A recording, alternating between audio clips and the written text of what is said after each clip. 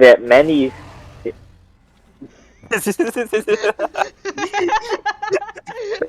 many other dinosaurs is there, but none more famous than Archaeopteryx lithographica, found in Solnhofen limestone. That has imprints of feathers on its body. In fact, it was once thought to be full bird. In fact, many people still think it is a bird. However, What the heck is using I traits? think it's more dinosaur. And speaking of dinosaurs, there's a lot of stuff going on. Uses traits. Have bird-hipped and lizard-hipped varieties of dinosaurs. All of them are as weird and interesting as the last. So, like that is Pachycephalosaurus. It's a little finer than I remember, though. He's got sharp teeth. Sharp teeth. He may have had some sharp teeth, but overall, it's had a little bit of both.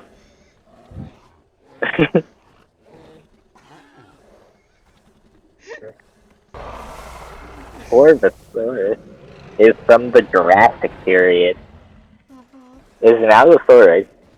It is a large flesh eater that mostly hunted larger game, like stegosaurs and sauropods, and Camptosaurus would probably be its main food source. But Jurassic was a truly awesome time, and is not at all ridiculous how like some media shows it. Yeah. We gotta keep on learning. I gotta discuss the old stuff, like, you know, about that Tyrannosaurus Rex fellow.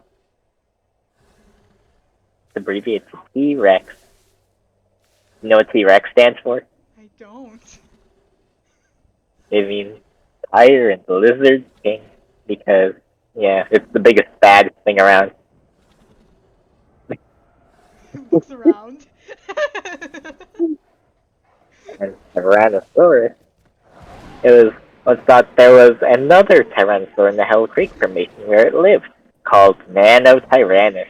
Nanotyrannus, that sounds cool.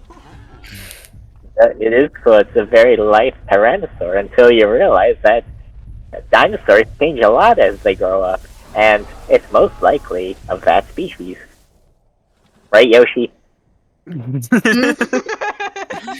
there's a lot of species that could be in that sort of vein. Like we have Dracorex and Stygimoloch, which could be younger versions of Pachycephalosaurus. That's a little more hotly debated, but I think that's the case. Just look. Stare at him. Stare at him. Please, I need education. They're gonna eat me. You know, maybe you should learn about theropod don't have dinosaurs. roars. They seem very interesting. Theropods are one of the more interesting groups to the humans. You know, like things that are big and scary, and of course, a lot of these theropods would fit that. Now, theropods are a very diverse group of dinosaurs that mostly involve meat eaters, but have slight variation, like in terms of Therizinosaurus, which is a plant eater. Yeah, and plant eaters are those herbivores because they eat plants. I never You knew that? I know, I did. Yeah, that's crazy. Yeah, a lot of these are carnivores, which means they eat meat. Like that over there. Hi, torvosaurus. Would you like to learn more about prehistoric life? Yeah. Well, if we want to go very in depth, we gotta start from the very beginning. So, the Earth is about that's not even the Earth. The story that we're going to tell goes back 4.5 billion years. Yeah, that's a very big number. Most creatures can't process it. Can you? No. I can't. Good, because I've called you a liar. Yeah, there was a whole Big Bang thing that went down. That and we still have the noteworthy stuff. But then it takes us to the very early Earth where it all started cooling off a little, where the first life began to form.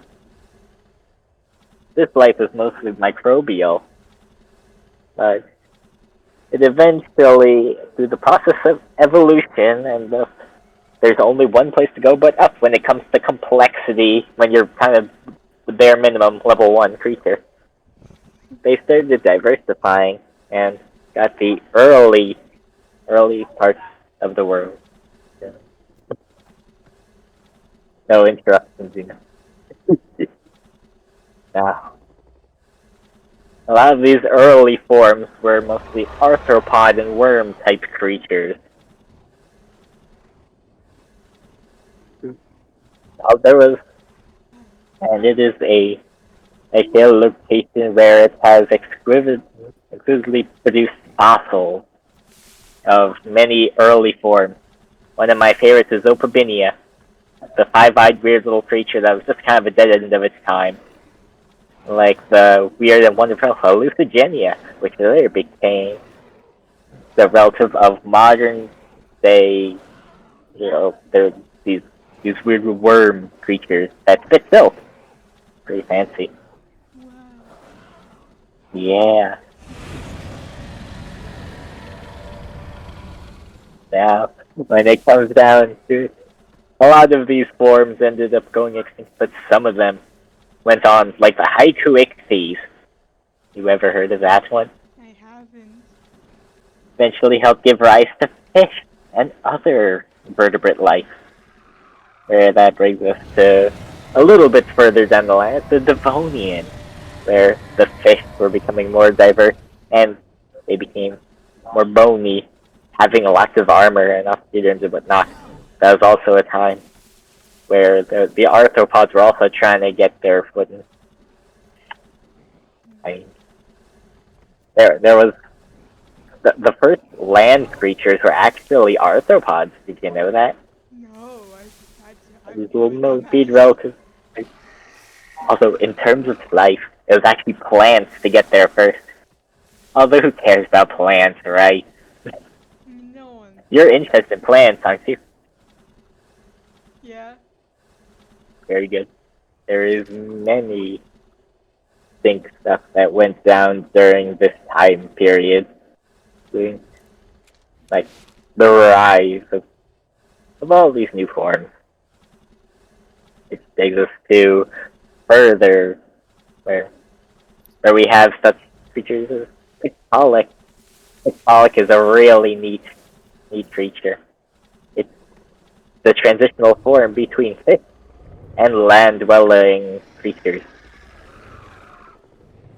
Do you like land? Do you think it's cool? I like land. Yes. You can thank Tiktaalik for that. Yeah. Although I say it's a transitional form, but even the term, it isn't foolproof. Everything is technically a transition from one thing to another. I mean, look at the mud skipper. That'd be something. I mean, it's doing the exact same transition to land thing, but you don't realize it. But it is. Amazing. It is just, I believe it's just an ongoing process. Pretty great.